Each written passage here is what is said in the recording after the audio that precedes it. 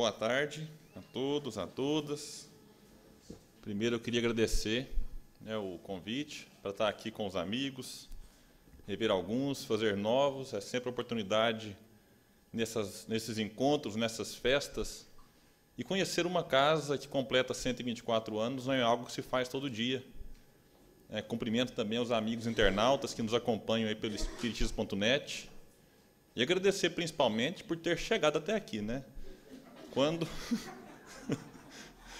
a Cíntia me ligou, falou: William, você vem de Uberlândia, é um pouco longe, você vai ter que vir de avião, você se importa de trocar, né, de companhia lá em Belo Horizonte? Falei: de maneira alguma, trocar de companhia é a coisa mais comum do mundo. Mas você tem algum problema com avião pequeno? Falei: problema como assim? É medo de avião pequeno. Falei: medo, é o espírita ter medo, né? Falei: medo não encaixa para o espírita. Falei: não, Cíntia, manda avião pequeno, tranquilo, sem problema. Aí, tudo bem, quando eu cheguei lá no aeroporto para fazer o check-in, pedi o meu documento, eu entreguei, foi numa listinha impressa assim, aí meu número 7, né, William, ordem alfabética. Eu falei: nossa, 7 pessoas no avião? Eu falei: deve estar bem vazio, né? Mas quando eu vi o avião, eu pensei: será que vai me caber nele? Que a gente sempre tem o sonho de conhecer a cabine do piloto. Esse avião você viaja na cabine com o piloto. Eu estava, né, angustiado, mandei uma foto à minha esposa, ela falou: meu Deus, vou fazer um evangelho aqui em casa agora. Em sua homenagem, se você desencarnar, você já, né, fica bem amparado, já é acolhido. Mas foi tranquilo, tirando a decolagem, o pouso e as turbulências, o resto foi super tranquilo, a gente chegou bem e aqui estamos para tratar de um tema que realmente é desafiador, né? Quem escolheu não deve gostar muito de mim. Falar de a crise moral nos tempos atuais é realmente difícil, mas Leon Denis sempre tem reflexões interessantes para todo assunto. O pessoal fala assim: por que você gosta tanto de Leon Denis? Porque Leon Denis me dá subsídios para todo assunto que até hoje já fui convidado. Talvez eu não encontre, dependendo do tema, mas até hoje, tudo. Família, educação, transição planetária, crise moral, reencarnação, morte, tudo. Vida em outros mundos, Deus, universo, natureza, juventude. Até hoje, Leon Denis não me faltou. E nesse tema, a gente vai se lembrar, obviamente, de um capítulo do livro Depois da Morte, capítulo 8, que já é intitulado A Crise Moral. E é um capítulo belíssimo que eu recomendo a todos que não apenas leiam, mas que reflitam neste capítulo, porque o próprio Denis, em outro momento, ele vai nos dar uma dica de que, às vezes, nós lemos e lemos muito, de que seria preferível ler menos e refletir mais no que se leu.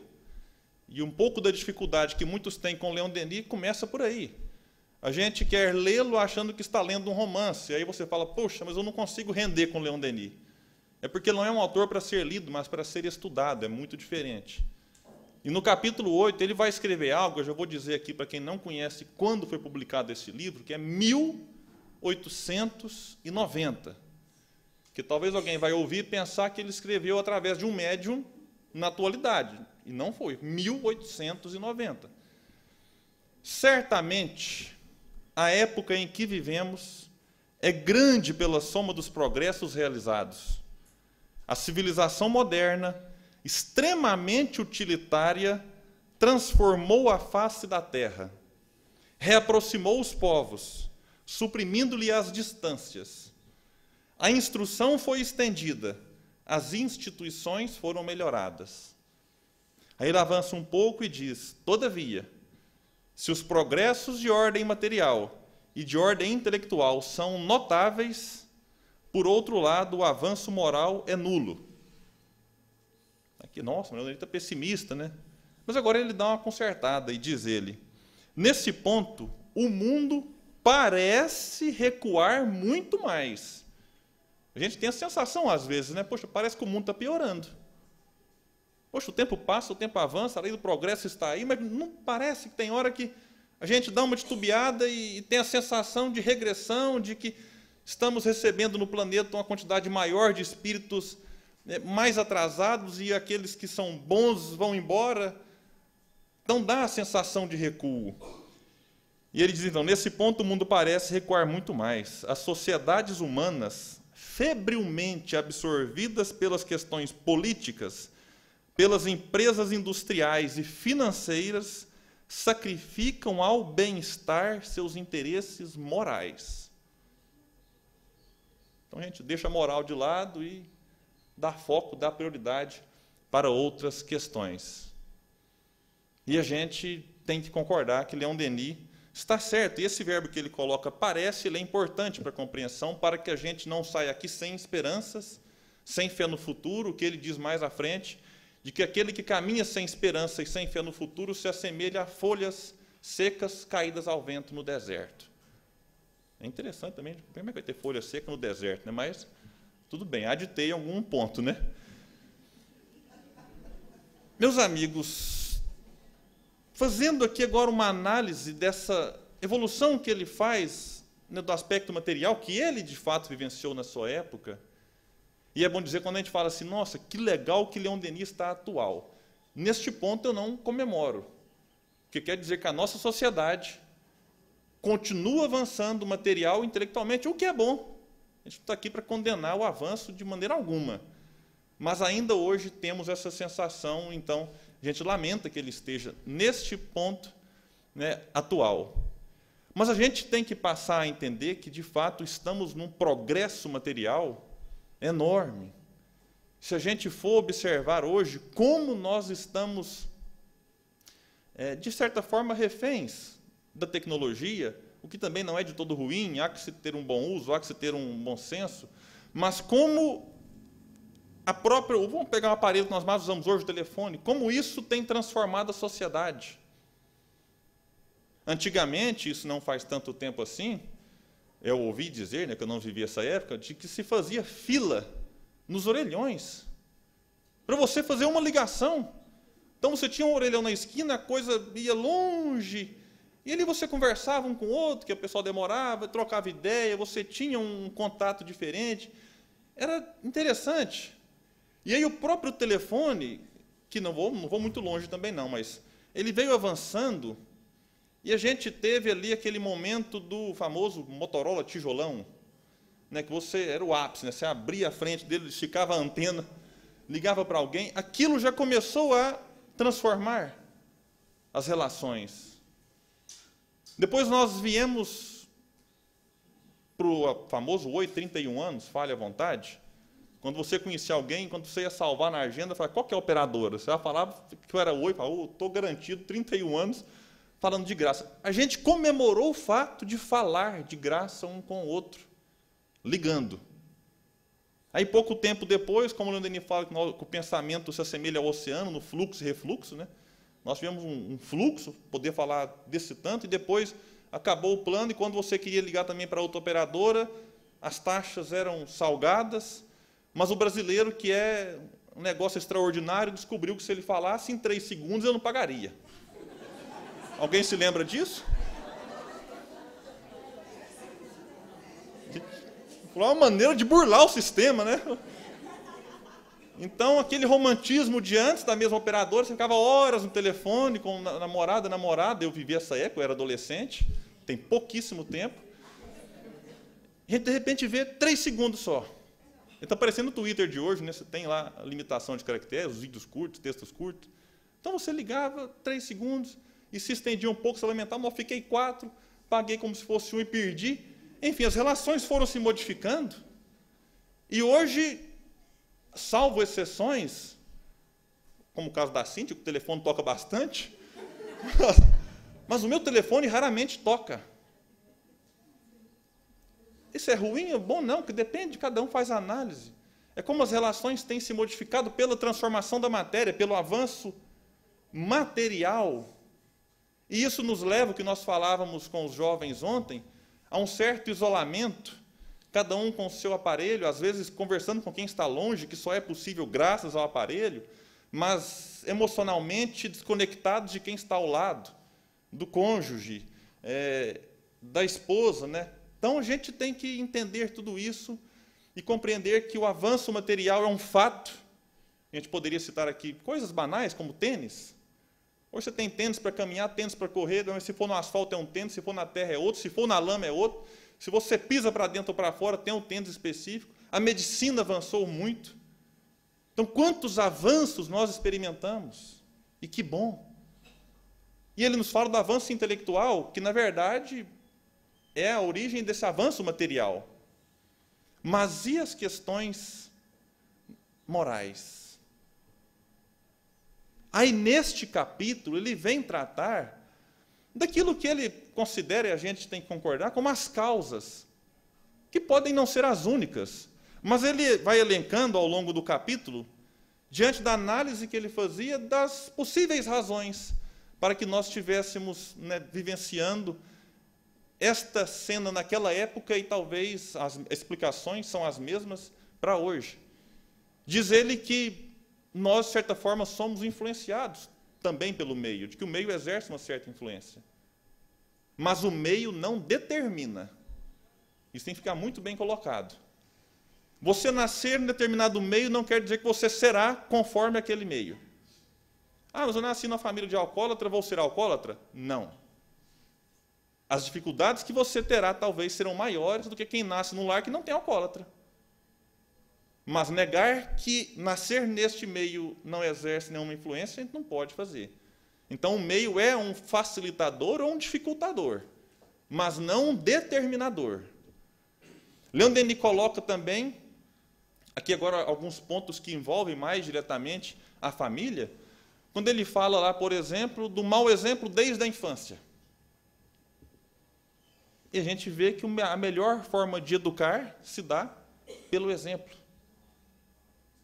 E ele fala que a falta de bons exemplos também podem, né, nos possibilitar maiores fracassos morais na vida. Isso é um fato. Aquela criança que cresce, vendo os pais darem os famosos jeitinhos, isso para ela é uma referência de vida. A gente já cria uma ideia de que nossos pais são seres superiores. A gente idealiza pais quase divinos. E se o meu pai comete erros como esse, eu entendo como se isso fosse normal. Mas hoje em dia a gente observa que as crianças começam a quase que inverter os papéis. Elas agora chamam a atenção dos pais. Semana passada eu estava numa correria, eu cheguei na porta da escola, falei para minha filha de 8 anos, e o duro é que tem sempre uma tia na porta que ajuda. Você parar no meio da rua e vai lá rapidinho, abre. Aí eu estava na pressa, parei rapidinho, a tia veio, pegou, abriu a porta, pegou e desceu ela. Aí eu fui buscar lá à tarde e ela falou assim, papai, mas você não pode fazer aquilo. Eu falei, mas gente, realmente eu fiquei envergonhado. Aí eu fui justificar, que é a relativização do erro. Eu falei, ô filhinha, mas o papai estava numa pressa danada. E foi só um minutinho. Mas a escola dela tem mais ou menos 500 alunos. Supondo que 300 vão de carro, se os 300 pais fizessem como eu fiz nesse dia, resolvessem parar só por 1 minuto, rapidinho, no mesmo ponto que eu parei, nós teríamos 300 minutos gastos só para descer uma criança. Então, o que é certo, o que é errado, é errado.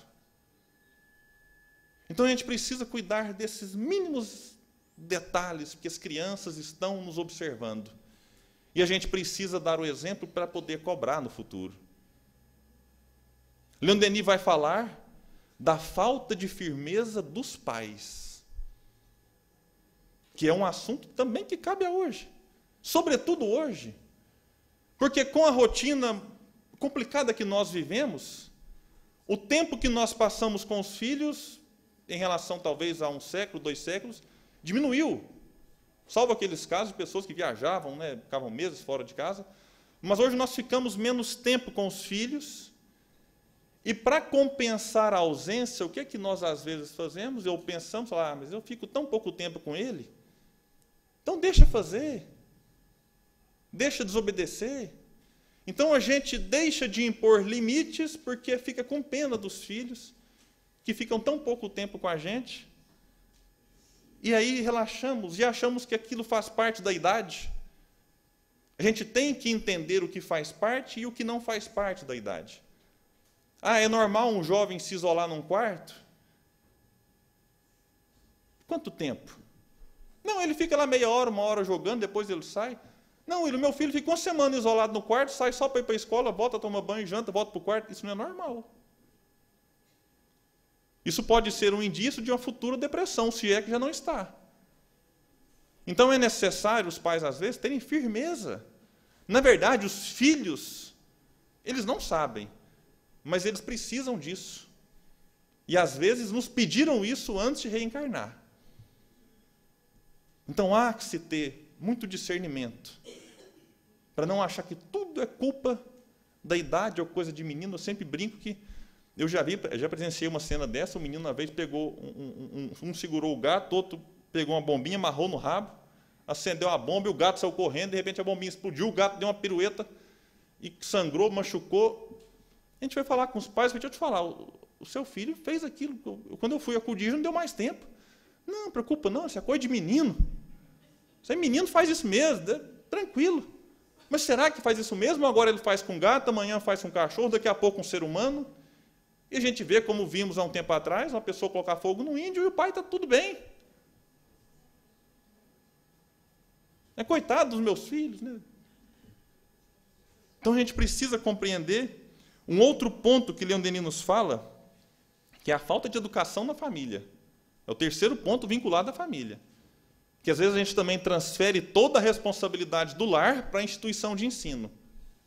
E o próprio Denis vai nos dar uma orientação mais para frente nesse livro, como cobrar de um professor que cuida de tantos ao mesmo tempo, uma tarefa que compete aos pais, aos educadores por excelência. Então há que se ter muita cautela, muito cuidado, mas Leon Denis vai nos falar ali daquele ponto que ele dedica a maior parte deste capítulo e dedica praticamente um espaço em todas as suas obras, que está também na raiz da crise moral, que é a ignorância sobre si mesmo. Não sabemos quem somos, de onde viemos, para onde vamos, por que sofremos, as questões filosóficas que a doutrina nos traz de maneira tão clara. E no livro Porquê da Vida, que é uma obra que a gente indica tranquilamente, desde um iniciante no Espiritismo, alguém que já estuda há muitos anos, ele nos fala que o homem, às vezes, se assemelha a um viajante que caminha maquinalmente sobre uma estrada, que não sabe de onde vem, nem para onde vai, nem por que viaja. Você para para alguém que está viajando, não importa o meio de transporte, a pé, de bicicleta, de carro, caminhão. De onde você vem? Ih, rapaz, eu não sei. Mas como assim? Você saiu de algum lugar? Não, não sei. Mas para onde que você vai? Não sei também, não faço ideia. Aí vem uma pergunta quase que imediata: por que você viaja? Pergunta no posto Ipiranga, né? O posto Ipiranga tem solução para tudo, pergunta, porque eu também não sei. Meu irmão, mas como assim? Você não sabe de onde vem, para onde vai, por que viaja? Aí Leon Denis coloca, qual a consequência disso? Da viagem? Parar diante do menor obstáculo. E a gente faz isso na vida. Então vem uma doença, vem uma dificuldade em família, uma dificuldade no trabalho, e a gente, por não saber dessas questões da vida, resolve parar de viver. Deixa eu pular do barco, deixa eu pular da encarnação. Então o indivíduo vai caminhando e ele, às vezes, até busca refúgio. Onde? Na ciência, que ele fala que é uma ciência materialista, uma ciência fria, ou na religião, muito apegada ao dogmatismo, muito apegada às superstições. E aí o homem, descontente com ambas, é quase que empurrado para o ceticismo, para o materialismo. E aí está dada a tragédia. Porque o materialismo tem seus filhos. O materialismo tem as suas consequências. Curiosamente, o materialismo hoje, enquanto doutrina, não é daquele que é apegado à matéria, mas daquele que nada crê além da matéria. Espírito para ele não existe. E por incrível que pareça, as religiões estão repletas de religiosos materialistas. Isso tem consequências. Por exemplo, vamos tratar aqui de algumas consequências da ideia materialista. A xenofobia, por exemplo. Eu não tenho nada a ver com o problema que o outro enfrenta no país dele. Ele quer se refugiar, não. Vamos construir uma barreira e ele que se resolva para lá. É claro que a questão da imigração é muito complexa. A gente não está aqui reduzindo isso num discurso retórico. Mas há que se entender formas de utilizar a fraternidade, a solidariedade, para com esses irmãos que sofrem em outro país. Porque creio que um mundo feliz não há divisão entre países. Há uma fraternidade mútua entre aquele que pode e ajuda quem não pode. Nós fazemos isso como pessoas. Normalmente a gente está almoçando, jantando num lugar, passa alguém pedindo, a gente dá um prato de comida. Por que enquanto nação eu não posso fazer isso? A gente vê o materialismo entre os espiritualistas, por exemplo, quando a gente acha que para defender um bem vale tudo, até matar. Isso vai de coisas banais, meus amigos. Vou contar um caso corriqueiro, aconteceu comigo há 15 dias. Quem me acompanha no Facebook sabe que nós inauguramos na porta do local onde eu trabalho uma geladeira solidária. Em que tem uma geladeira na porta, nós adesivamos, ela tudo bonitinho, e é aquela velha frase, quem tem pode, quem não tem tira. Então muita gente passa ao longo do dia, e é incrível como as pessoas são solidárias, e colocam diversos alimentos. E as pessoas que vivem em situação de rua, andarilhos, diversas formas, passam o dia e a madrugada e pegam as coisas e se alimentam. E tudo muito bem. Até que nós chegamos na segunda-feira no trabalho, a geladeira não está funcionando. A gente observou que, naquela madrugada, alguém precisou do motor da geladeira.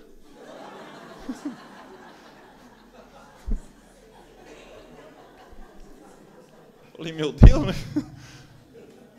Se tivesse falado, a gente tinha deixado mais fácil, né? Mas arrancou o motor. E eu estava lá analisando o fato, né? Falei, meu Deus, como é que a gente vai fazer agora, né? Aí nisso já veio dois, né, que já estavam habituados a pegar o alimento naquele horário da manhã, o café da manhã deles, e perguntaram, o que aconteceu? Eu falei, rapaz, não é de ver que roubaram aqui o motor da geladeira? Ele falou assim, quem foi? Eu falei, calma que eu estou sabendo agora. E tem uma câmera bem em cima, e ele falou assim, vamos lá para nós ver quem foi. Eu falei, não, deixa eu falar, tem um final de semana inteiro, então tem que pegar a filmagem e sair procurando o momento exato. Eu falei, não, deixa eu ver isso com calma, tem algumas coisas para fazer agora. E passou, e eu esqueci daquilo nesse dia. E foi dar jeito no motor e providenciar outro. Aí deu a terça-feira, ele chegou no meu local de trabalho e mandou me chamar. Aí ele me chamou e falou assim, deixa eu te falar, você descobriu quem foi? Eu falei, rapaz, eu ainda não tive não tive tempo disponível para ver essas filmagens. Rapaz, eu quero que você descobre. Porque eu vou pegar o cara que fez isso, eu vou quebrar os ossos dele, tudo. Mas eu vou fazer dele 7 palmos para ele. Ele não vai ver nunca mais a luz do sol. E começou a pintar aquelas cenas horrendas.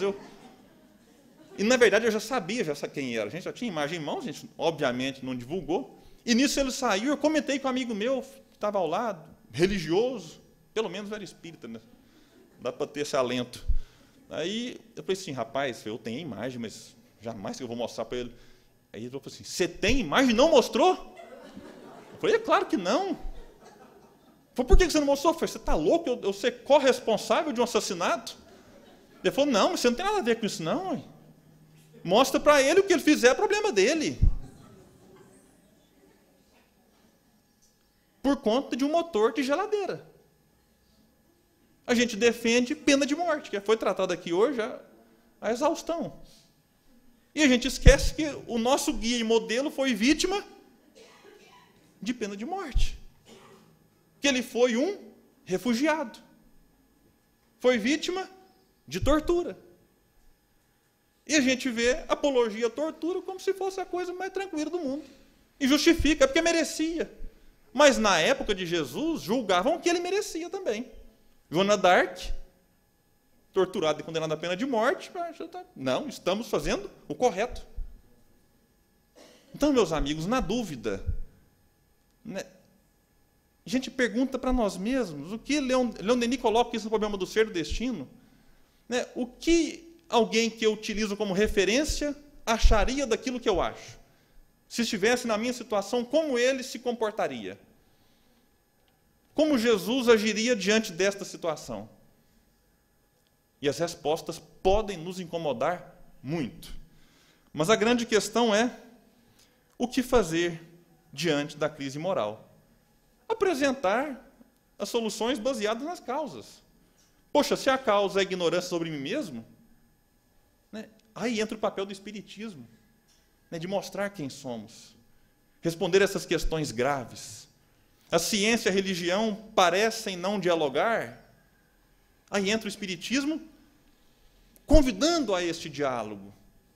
Porque uma não precisa necessariamente negar a outra. Poxa, se nós não estamos educando bem nossos filhos, chamemos a responsabilidade para os lares. Se eu estou sendo um mau exemplo, que eu cuide de ser um bom exemplo.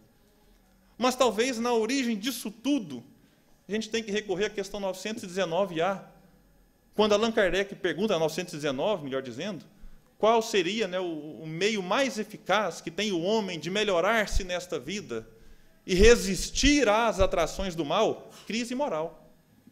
Qual o meio que eu tenho para vencer a crise moral? Um sábio da antiguidade já vos disse: conhece-te a ti mesmo. E quando Santo Agostinho vem na questão seguinte, propondo a reflexão diária, é por um único motivo, porque se eu não reconheço a minha fragilidade, eu não a transformo. Não faço a transformação moral que Kardec nos convida.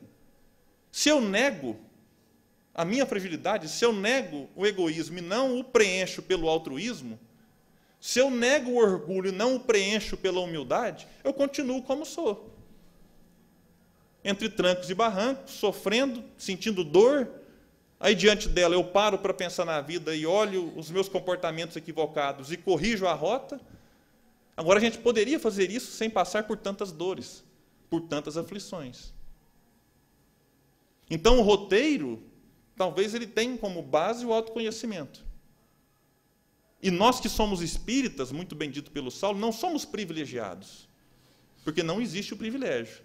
Mas já que estamos espíritas, que façamos o bom uso, porque a gente tem uma riqueza nas mãos que muitas vezes nós não sabemos aproveitar. Muitas vezes nós ficamos, contemplamos, achamos os livros maravilhosos, as lições muito ricas, mas não absorvemos a sua essência. Não absorvemos o conteúdo, tudo aquilo que ela nos expõe. William, mas não é fácil esse caminho, e de fato não é. E apesar da escuridão que nós atravessamos, apesar do momento muito difícil, moralmente falando, e claro que a partir dessa questão moral, vários outros problemas se desencadeiam. É bom lembrar uma frase de um autor que diz que a hora mais escura da noite é justamente aquela que nos permite ver melhor as estrelas. Então a gente precisa se apegar a esses pontos luminosos, a estes pontos positivos, e eles existem em larga escala, para que a gente recobre as esperanças, recobre a fé no futuro e se arme daquilo que Paulo nos falava para combater o bom combate, para que encontremos forças suficientes para que nos desfaçamos desse homem velho e nos revistamos deste homem novo. E Leon Denis, no mesmo capítulo, ele vai falar algo que é simplesmente fantástico. Quando ele fala que vivemos uma batalha entre o passado que não quer morrer, e onde é que está esse passado? Dentro de nós. Tudo que eu fiz está aqui dentro. Ou aqui dentro, você escolhe um lugar. O que eu fiz pode ter sido registrado em algum local, ou pode não ter sido registrado. Mas nada escapa ao registro da própria consciência. Então, o passado está aqui, e às vezes se repetindo no presente. Mas Leon Denis diz que é uma batalha entre o passado que não quer morrer e o futuro que insiste em nascer para a vida. Então eu já sei o que eu preciso fazer, mas às vezes o passado fala mais forte do que essa noção do que eu preciso fazer. Paulo viveu isso. Quando ele fala, o bem que eu quero, esse eu não faço. Mas o mal que eu não quero, esse eu ainda faço. Então Paulo viveu isso, gente. Agora, Paulo não desistiu jamais de combater o bom combate. E no livro Boa Nova, no capítulo 15, no diálogo entre Jesus e Joana de Cusa, ele vai dizer algo para essa discípula fantástico. Que ele diz que entre os erros milenários do mundo, que são nossos, e o sincero discípulo do Evangelho, que de certa forma também somos nós, começa a travar um combate, sem sangue, porque não é um combate mais com o outro, é um combate íntimo, combate pessoal, diz Jesus, de redenção espiritual. Então, meus amigos, minhas amigas, que cada um de nós possa ampliar, desenvolver, enfim, a vontade, que é o elemento básico para que todos nós consigamos atingir o objetivo, que é desencarnar em melhores condições do que quando reencarnamos. Eu gosto muito da música Paciência, de Lenine, quando ele diz que o mundo vai girando cada vez mais veloz. A gente espera do mundo e o mundo espera de nós um pouco mais de paciência. E ele coloca algumas questões. Será que é tempo que nos falta para perceber? Será que temos esse tempo para perder? E quem quer saber? E diz ele que a vida é tão rara, tão rara. Então que cada um de nós faça algo, o momento exige de nós mais atitude. Que cada um de nós possa servir um pouco mais em prol de uma nova era, em prol de um mundo melhor, que, como falamos, ninguém se sabe quando acontecerá no mundo externo, mas no mundo íntimo depende de cada um de nós. Muita paz a todos.